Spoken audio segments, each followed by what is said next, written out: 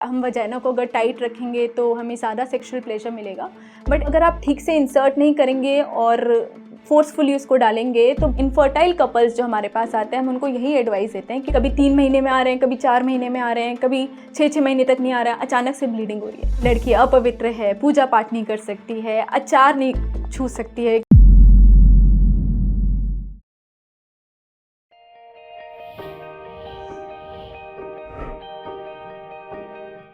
Welcome to Josh Talks Asha and Gayatri's new episode, जिसके जरिए हम करेंगे स्वास्थ्य भरी जिंदगी में प्रवेश। जोश टॉक्स आशा में हम आपकी सारी स्वास्थ्य संबंधित तकलीफों का हल करने की कोशिश करते हैं और इस बार हमने आप ही लोगों के बीच से सवालों को चुनकर अपने हेल्थ एक्सपर्ट डॉक्टर रुचि खंडेवाल से उनके जवाब मांगे। बिल्कुल भी नहीं, प्रेगनेंसी के कोई चांसेस नहीं है, क्योंकि जो स्टमक में एसिड प्रोड्यूस करता है वो कोई भी वायरस हो, बैक्टीरिया हो या सीमेन के स्पर्म्स हो, सबको किल कर देता है। वो इतना एसिडिक होता है कि वहाँ पे कोई सर्वाइव कर ही नहीं सकता है, तो प्रेगनेंसी के चांसेस बिल्कुल नहीं है। वजाइना एक इलास्टिक ऑर्गन है, ये ऐसे कभी लूज नहीं होता। हाँ, चाइल्ड बर्थ के बाद ज़रूर देखा गया थोड़ा सा लूजनिंग हो जाता है, जिनके ज़्यादा बच्चे होते हैं उनको ज़्यादा लूजनिंग हो जाता है, बट इंटरकोर्स करने से ना वजाइना कोई लूज होता है ना टाइट होता है, तो इससे कोई फ़र्क नहीं पड़ता है। हस्बैंड स्टिच ऐसा एक धारणा है कि हम वजाइना को अगर टाइट रखेंगे तो हमें ज़्यादा सेक्सुअल प्लेजर मिलेगा, बट ऐसा कुछ नहीं है। वजाइना बहुत ही एक इलास्टिक ऑर्गन है, उसके वो एक सिलेंड्रिकल स्ट्रक्चर होता है, ऐसा कुछ स्ट्रक्चर होता है, उसके आसपास मसल्स होती है, वो कॉन्ट्रैक्ट और रिलैक्स करती हैं, तो इससे हस्बैंड स्टिच लें या कुछ भी स्टिच लें, इससे कोई उसका फ़र्क नहीं पड़ेगा। वजाइनल टाइटनिंग का डेफिनेटली यूज़ है अगर आपको इनकॉन्टिनेंस की प्रॉब्लम है, अगर आपका यूरिन लीक होता है तो हम फिर बोलते हैं कि नीचे की जो मांसपेशियां हैं उनको टाइट रखा जाए, चाहे वो लेज़र के थ्रू रखा जाए, चाहे सर्जरी के थ्रू, चाहे एक्सरसाइज के थ्रू। क्लाइटोरिस बेसिकली एक पार्ट है बॉडी का जो कि वजाइना में होता है। इसका मोस्ट ऑफ द पार्ट अंदर होता है वजाइना के, जो हमें दिखता नहीं है, और जो बाहर दिखता है वो एक हुड वाला पार्ट दिखता है। आजकल बातें चलती हैं जी स्पॉट, जी जोन। ये जी स्पॉट तो अब ऐसा माना गया कि कुछ जी स्पॉट एग्जिस्ट ही नहीं करता है, जी जोन की बात होती है। जी जोन ये होता है कि जहाँ वजाइना, क्लाइटोरिस और यूरेथ्रा आपस में जहाँ मिलते हैं, एक बड़ा सा जोन होता है जिसको आप स्टिमुलेट करके ऑर्गेज्म या सेक्सुअल प्लेजर पा सकते हैं। चाहे आप वो पेनिस अंदर डाल के करें, चाहे आप फिंगर स्टिमुलेशन करें, या चाहे बाहर से भी सेक्सुअल कॉन्टैक्ट से आप उसको स्टिमुलेट कर सकते हैं। मैस्टरबेशन का मेन पर्पस ही होता है कि ऑर्गेज्म या सेक्सुअल प्लेजर लेना, तो ऑर्गेज्म सेक्स से भी आ सकता है और मैस्टरबेशन से भी आता है, दोनों का पर्पस सेम है। अगर हम उसका सही इस्तेमाल नहीं करें तो डेफिनेटली उससे बहुत कुछ हो सकता है, टीयर्स हो सकते हैं, ब्लीडिंग हो सकती है, वजाइना लूज भी हो सकता है। उसका सही इस्तेमाल करें और ओवर इस्तेमाल ना करें तो ज़्यादा कुछ प्रॉब्लम नहीं होती है। जो सेक्स टॉयज़ यूज़ करते हैं, स्पेशली जो फीमेल्स यूज़ करती हैं, तो उनको वो जो टॉय होता है या जो भी आप सेक्स टॉय बोल लीजिए, उसको अंदर इंसर्ट करना होता है। अब अगर आप ठीक से इंसर्ट नहीं करेंगे और फोर्सफुली उसको डालेंगे तो ब्लीडिंग होने के चांसेस हैं। आपका लुब्रिकेशन प्रॉपर नहीं है तो वहाँ पे टीयर हो जाएगा, इरोजन हो जाएगा, उसके बाद आपको ब्लीडिंग होगी। तो जो भी आप इस्तेमाल करिए, पहली बात तो हाइजीन का बहुत फोरमोस्ट आपको ध्यान रखना है। अगर आप हाइजीन मेंटेन नहीं करेंगे तो इररिस्पेक्टिव आप सेक्सुअली एक्टिव है या नहीं है, अदरवाइज आपको इन्फेक्शंस हो सकते हैं। वो अलग तरह के इन्फेक्शंस होते हैं, और अगर आप पार्टनर के थ्रू सेक्स कर रहे हैं तो वो अलग तरह के इन्फेक्शंस हो सकते हैं, बट इन्फेक्शंस दोनों में हो सकते हैं। तो first and foremost is maintenance of sexual hygiene. ऐसा कुछ नहीं है, बर्निंग सेंसेशन के बहुत सारे कारण हो सकते हैं। आपको यूरिनरी ट्रैक्ट इन्फेक्शन भी हो सकता है, जो सबसे मोस्ट इंपॉर्टेंट कारण है बर्निंग सेंसेशन उस एरिया में होने का। सेकेंडली, आपको फंगल इन्फेक्शन भी हो सकते हैं, बैक्टीरियल इन्फेक्शन भी हो सकते हैं, वायरल इन्फेक्शन भी हो सकते हैं। हर्पीज एक सीरियस वायरल इन्फेक्शन है डेफिनेटली, लेकिन हर बर्निंग सेंसेशन हर्पीज नहीं होती है।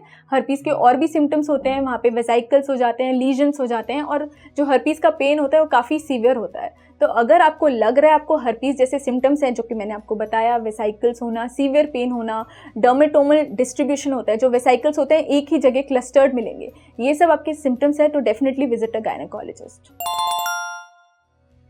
बिल्कुल नहीं, HPV वैक्सीन 9 से 45 वर्ष की महिलाओं में रिकमेंडेड है। बेहतर ये होता है कि आप HPV वैक्सीन सेक्सुअल डेब्यू से पहले लें।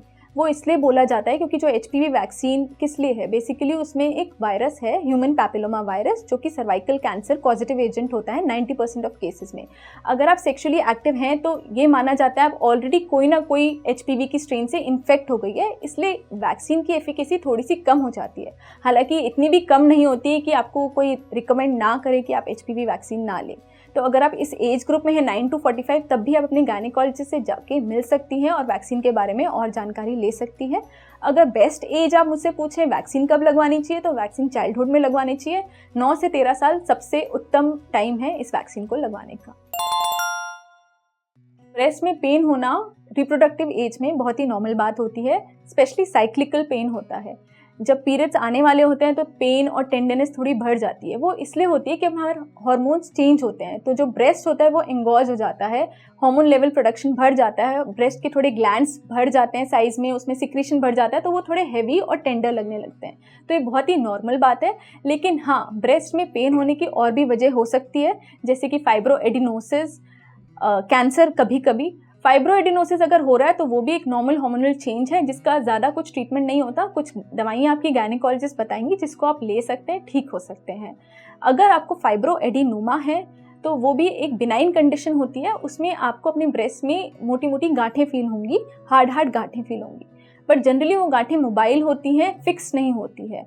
अगर वही गांठ फिक्स हो जाती है, स्किन में चेंजेस आ जाते हैं, साथ में आपको और भी सिम्टम्स होने लगे, तो वो कैंसर के लक्षण होते हैं। जनरली कैंसर में पेन नहीं होता जब तक कि वो एडवांस डिजीज़ ना हो। तो जब पेशेंट्स हमारे पास आते हैं कि हमें ब्रेस्ट में पेन हो रहा है, और स्पेशली जब वो रिप्रोडक्टिव एज ग्रुप के होते हैं, तब उनकी यही काउंसलिंग करते हैं। हम उनको एग्जामिनेशन करते हैं पहले, अगर कुछ एबनॉर्मल नहीं लग रहा है तो यही काउंसलिंग होती है कि ये एक नॉर्मल है, क्योंकि पीरियड्स के दौरान हार्मोन्स लेवल फ्लक्चुएट होते हैं, तो इसलिए वो पेन होता है। प्रेगनेंसी तो कभी भी हो सकती है। ऐसा भी बोला जाता है कि अगर आप पीरियड्स के टाइम में सेक्स करें, सेक्स करना तो सेफ़ है as long as you are maintaining the hygiene, but ये नहीं कि आपके प्रेगनेंसी के चांस बिल्कुल ज़ीरो हैं। बिल्कुल ज़ीरो नहीं हो सकते हैं, क्योंकि हमें ये नहीं होता, स्पेशली जिन पेशेंट्स के साइकिल्स इरेगुलर होते हैं, जिनको PCOD होता है या जिनको और थायराइड या प्रोलैक्टिन डिसऑर्डर्स होते हैं, तो उनका ओव्यूलेशन का टाइमिंग हम कैलकुलेट ठीक से नहीं कर पाते हैं। तो कब ओव्यूलेशन हो रहा है इस पे एक्चुअली डिपेंड करता है कि आप प्रेग्नेंट हो सकते हैं या नहीं हो सकते। अगर आप पीरियड्स के टाइम में भी सेक्स कर रहे हैं तो हो सकता है आपको प्रेगनेंसी भी हो जाए। ओवुलेशन के टाइम में हम डेफिनेटली रिकमेंड करते हैं, अगर आपको प्रेगनेंसी करनी है तो सेक्स करने के लिए हम डेफिनेटली बोलते हैं, क्योंकि ओवुलेशन एक ऐसा टाइम है जब ओवरी से एक एग रिलीज होकर निकलता है, पूरा एग बन के रिलीज होता है ताकि कोई स्पर्म आए और उसको फर्टिलाइज करे।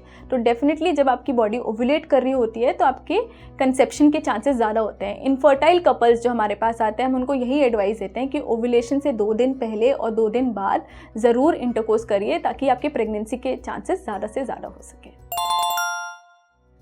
ओवुलेशन कब हो रहा है, कैसे पता चलता है? तो नॉर्मली जो सर्वाइकल म्यूकस होता है, जो हमें डिस्चार्ज होता है वजाइनल, वो थिन वाटरी होता है। ओवुलेशन के बाद वो डिस्चार्ज थोड़ा थिक हो जाता है। दूसरा, बेसल बॉडी टेम्परेचर।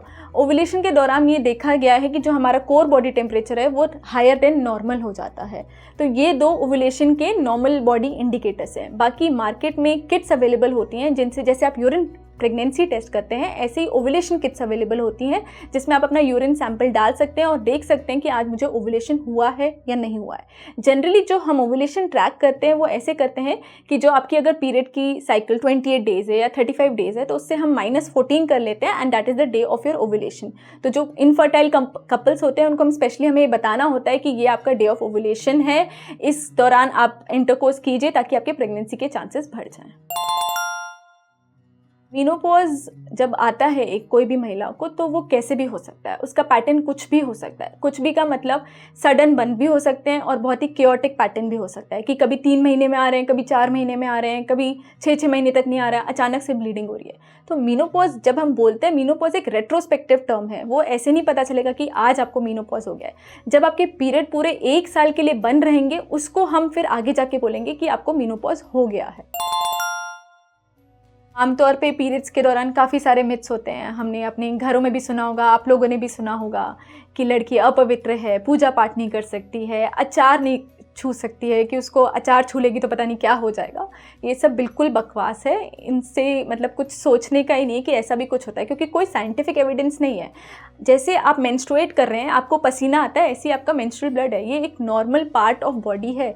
जैसे यूट्रस हर साइकिल के दौरान प्रेगनेंसी के लिए प्रिपेयर होता है। जब यूट्रस प्रिपेयर होता है तो उसकी जो एंडोमेट्रियल लाइनिंग है वो थिक हो जाती है। जब वो प्रेगनेंसी नहीं हो पाती तो वो एंडोमेट्रियल लाइनिंग को शेड होना होता है। वो शेड होती है ब्लड म्यूकस सेल्स के फॉर्म में, तो वो एज अ मेंस्ट्रुअल ब्लड निकलता है। तो हम जब बहुत नॉर्मली बात करते हैं, हमें पसीना आ रहा है, बड़ी गर्मी है, तो हम बोलते हैं अरे पसीना आ रहा है, बट हम ऐसे नहीं बोलेंगे अरे हमारे पीरियड्स हो रहे हैं। हम बोलेंगे आई एम डाउन, मेरे वो दिन चल रहे हैं, मेरी तबीयत ठीक नहीं है। तो खुल के बात करने पीरियड्स के ऊपर करने की बहुत बड़ी ज़्यादा ज़रूरत है।